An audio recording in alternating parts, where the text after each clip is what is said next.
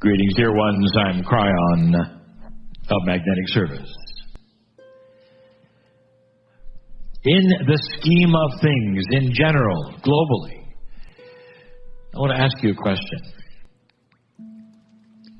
Where do you find yourself at the moment regarding everything? Comfortable? Anxious? Fearful? Okay. Learning. Wherever you find yourself, I'll tell you, dear ones, there are attributes around this that you should know. And they have basically to do with your past. And one of the major things we talk about that will help any human being is to get past that barrier, which is your past. I'm talking about a paradigm that's completely and totally new. I speak to old souls, and some of you have been in this which is metaphysics, esoterics, all your life. I know that. Some of you were born into it, meaning that right away you did not believe the things that perhaps you were told. And because of that, you're not even welcome into your family. I know who's watching. I know that some of you have made decisions along the line that, indeed, there was another paradigm out there. Perhaps that which you call God is bigger. And you made a transition.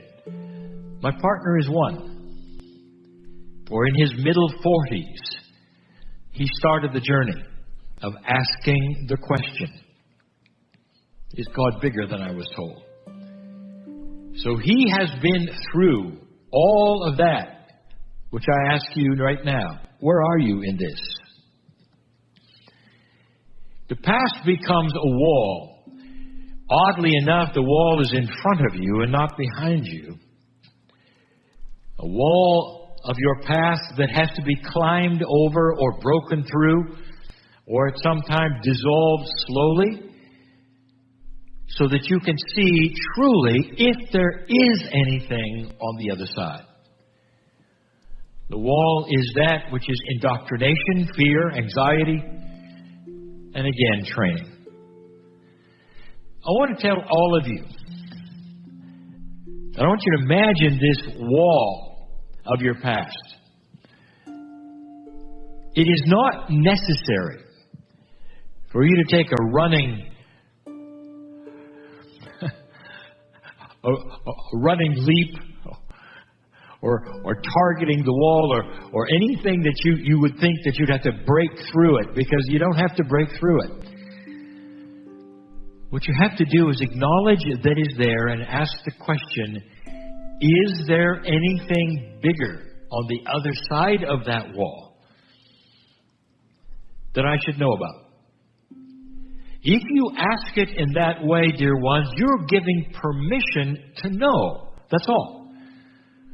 You are not saying, I believe what Kryon is saying, therefore I'm going to drop absolutely everything that's ever been taught to me and I'm going to step into the unknown. It's not necessary. It's not even needed. Let's make this fair. You can start that wall dissolving slowly.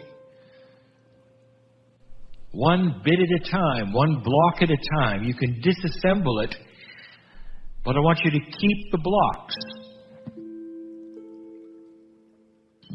so that if it doesn't work for you, you can put them back. Do you see what I'm saying? Very, very few, if any, have ever put them back, dear ones, because once you see what is on the other side of the wall, you see something you didn't expect. You see life change, longer life, benevolence, compassion, beauty, kindness. And you don't want to put the blocks back. But the fairness is this. You can. We are not asking you to break into something that is brand new, something that is going to cast away everything you've been told and in every lifetime, perhaps, because the Akash, which I'll get to, is a part of the wall. I want you to visualize, if you choose, that you can take that wall down slowly and start to investigate. And the way you investigate, dear ones, is with your heart, with your pineal, and of course the brain, the logic. And you start asking the questions, making the affirmations, doing the things that we have spoken of that will open the possibilities for you. When you start giving intent to know, that is when truth starts to come in. If you always are putting up your hand and saying, not for me, not for me, nothing is going to show. Nothing. Because your intent is for the wall to remain. And there are many who wish the wall to remain. But those who give intent to at least know start to see through the wall, or perhaps have it disassembled enough so you can peek over the top. And that's when you start to see things slowly that make sense. And if you choose to, at that point, you can go a little further and a little further and a little further. This is what happened to my partner, the engineer. He had an aha experience when he sat in the chair. But that didn't change his past. For it took him 4 more years to understand it, to be comfortable with it, to know about it, even though I was with him already. This is how the human being operates, dear ones. Slowly, many times. And then also, of course, there's the instantaneous remission of the wall. But more than not, individual human beings go at it slowly. And this is the invitation, it always has been, to examine it, to take a look. Is it possible that there is more than you were told? Let me tell you a little more about that wall and just how severe it can be. Many things etch patterns into that which is your brain, your synapse, the neurons, in a way that makes it almost impossible for you to believe something else. Sometimes it's done with fear. If you're afraid of something, if you're scared enough of something, even after that something goes away, you'll still be afraid. Did you know that there is some science that does the same way? If a scientist has worked with certain physical laws or chemistry for a very, very long time, perhaps they are ones that have used it every single day and depend upon it. It was part of their training. It's part of what their instructors gave them.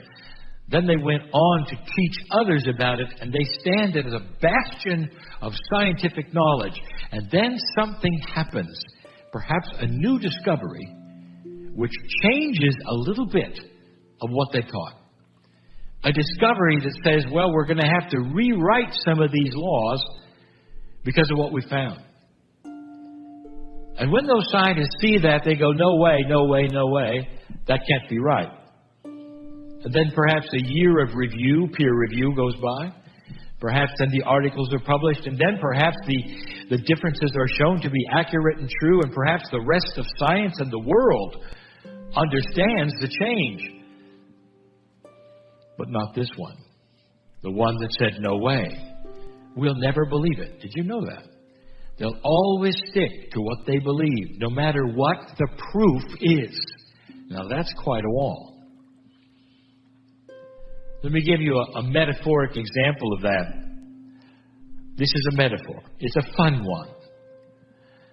But let's say you grew up and you were always told that the moon is made of cheese.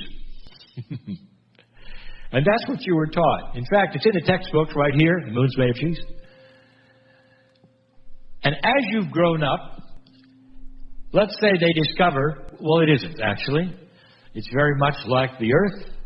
It has some of the same geological attributes. It has some of the same chemistry. And it's made of dirt. But in that which is your perception and your mind, It's always cheese. Now, what do you do about that? Most humans will say, well, that's dumb and that's stupid because you now know it's not cheese, it's dirt. So why would you continue to think it's cheese? Because of the wall. It doesn't stop there. You'll gather your friends. You'll call it the moon cheese people. And you'll all gather together because you believe the moon's made of cheese because those people, they got the same training you got. And so then you'll have a whole group that ignores that which is the truth and celebrates their ignorance. The moon cheese people. Until their last breath, the moon is made of cheese. Do you see where I'm going with this? Where are you in all this? How big is the wall? What's next for you? Here's the invitation.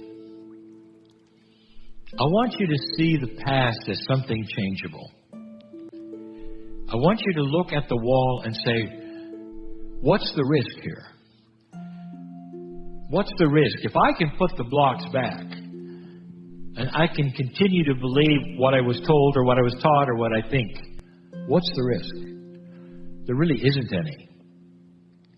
You can always, with free choice, go back to whatever it is you think your truth is. Now, who am I talking to right now? Well, obviously, Kryon's talking to these people over here, not me. No, I am talking to healers, past life readers. I am talking to those mediums and all of those people you would call esoteric because there's a new paradigm for you. You have built a wall as well that says, here's how energy works because it always has. Before I heal a person, I do this and I do that, and it has to be. What if it wasn't anymore? What if things have changed? What if there's new laws of spiritual energy because the veil is lifting to the point where you don't have to do the things that you learned, healer? What if the sun is coming out into a place that's going to shine light into a dark area? What about all of those who continue to clear and clear and clear? Before you go in here, you got to clear because the energy is so awful. That is your habit, and that's what you learned because you did so much of it, and it worked, and you could feel the energy clearing out. Every time you walked around and did your clearing, you're clearing. What have you felt lately? What have you allowed yourself to feel lately? What if the energy of this planet has changed so much that you don't have to clear anymore? Oh boy, is that controversial? Are you going to stop watching now? Or are you willing to look beyond what you think you know? What if, listen, what if your energy as the old soul light worker that you are is starting to increase so much, listen, that wherever you walk, the energy that used to be darkness runs the other way. And as you walk into a room where a patient perhaps is that you're going to be healing, that the darkness runs away as fast as it can because the light is filling the room caused by you. What if that was the case?